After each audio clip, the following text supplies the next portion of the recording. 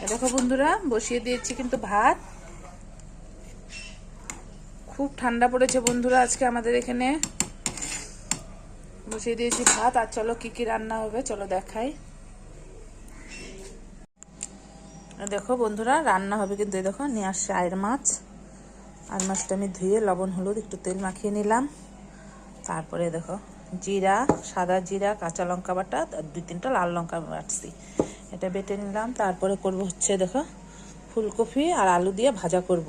আর এটা হচ্ছে আর মাছের আলু, বড়ি দিয়ে আর আলু দিয়ে আর মাছের ঝোল করব। মানে জিরা বাটা, লঙ্কা বাটা, লাল লঙ্কা বেটে নিয়েছি। আর হচ্ছে হবে এদিকে পেঁয়াজ, রসুন আর আদা কাটছি, এটা দিয়ে হবে একটা ডিমের কালিয়া। এই রান্না হবে। আর মাছ, ফুলকপি আলু ভাজা, ডিমের কালিয়া। আর রুই মাছ নিয়ে আসছে, রুই মাছটা কিন্তু আমি রান্না করব না, রুই মাছটা আমি ভেজে দিব, ভাজা দিয়ে খাবে। আজকে এখানে প্রচণ্ড ঠান্ডা পড়ছে আর রান্না করার বেশি ইচ্ছা করতেছে না। এই দেখো বন্ধুরা, এখন মাছ আর হচ্ছে বড়ি ভাজা করে নেব। কড়াইয়ের মধ্যে বসিয়ে দিলাম তেল। আর এদিকে বসিয়েছি দেখো ডিম সিদ্ধ, বললাম ডিমের কালিয়া করব, ডিম সিদ্ধ বসিয়ে দিয়েছি।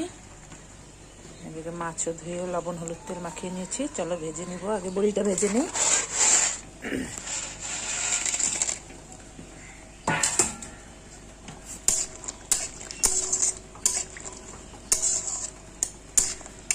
বড়ি কিন্তু আমি খুব গরম হলে দেই না, মানে একটু তেলটা একটু হালকা গরম হলে আমি বড়িটা ভেজে নিই, নাহলে বড়িটা পুড়ে যায়।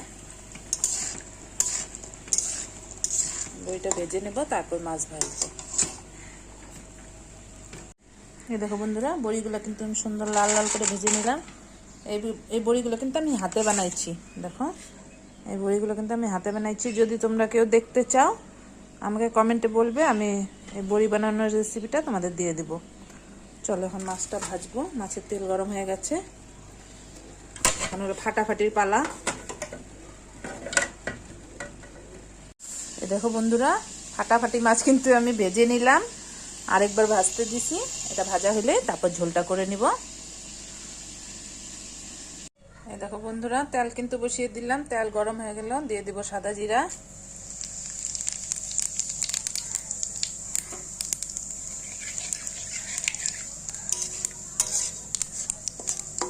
সাদা জিরা দিয়ে দিলাম। চলো এখন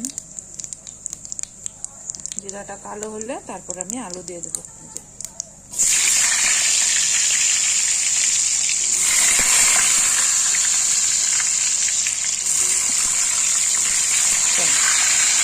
আলুটা ভেজে নেব, নুন হলুদ দিয়ে আলুটা ভেজে নেই, তারপর মশলা দেবো।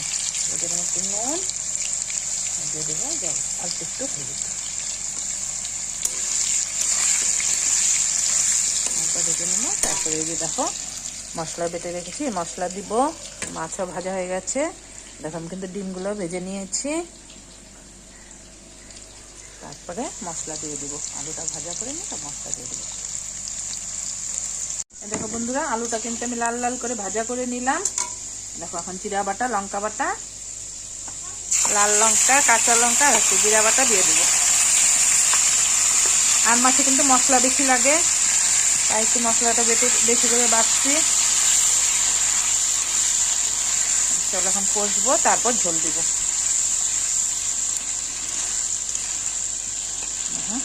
সুন্দর করে কষে নিই। চলো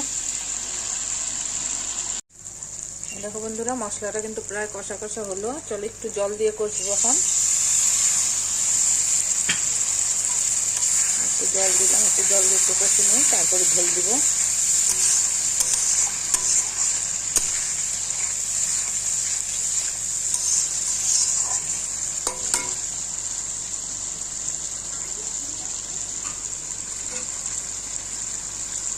দেখো বন্ধুরা, মশলা কিন্তু কষানো হয়ে গেছে। চলো দিয়ে দিব ঝোল।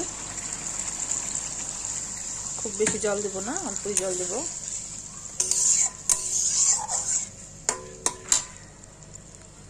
এই দেখো বন্ধুরা, ঝোলে কিন্তু জাল চলে আসলো। হ্যাঁ, চলো মাছ দিয়ে দিই।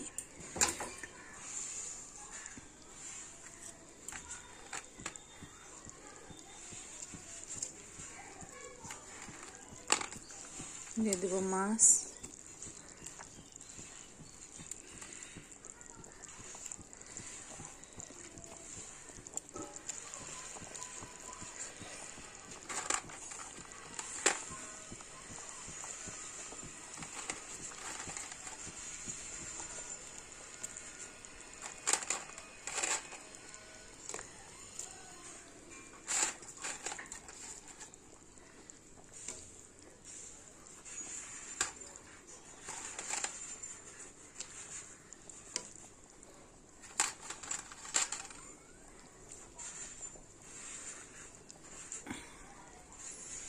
বন্ধুরা মাছ কিন্তু সব দিয়ে দিলাম।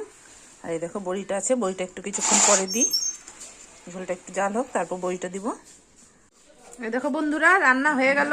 এই দেখো এখানে হয়ে গেল গরম গরম সাদা ভাত। তারপরে দেখো এখানে করলাম বেগুন পোড়া। বেগুন পোড়াটা মাখছি আমি পেঁয়াজ লঙ্কা আর হচ্ছে ধনেপাতা দিয়ে বেগুন পোড়া মাখছি। আর এই দেখো বেগুন পোড়ার সাথে খাবে আজকে মাছ ভাজা। কেমন লাগবে বেগুন পোড়ার সাথে মাছ ভাজা? একটু রুই মাছ ভেজে নিলাম। তারপরে এখানে করলাম ফুলকপি আলু ভাজা করে নিলাম। আর হচ্ছে দেখো ডিমের কালিয়া, একটুকু কিন্তু আমি ঝোল রাখিনি, একদম ডিমের কালিয়া করলাম। আর এখানে হলো আর মাছের ঝোল করলাম, বড়ি দিয়ে আলু দিয়ে আর মাছের ঝোল, এই রান্না করলাম। আজকে ডাল করলাম না। এটা হচ্ছে রুই মাছ ভাজা করলাম, তোমাদের বললাম রুই মাছটা আজকে আমি আর ঝোল করবো না, আজকে ভাজা করে নেবো, তাই ভাজা করে নিলাম।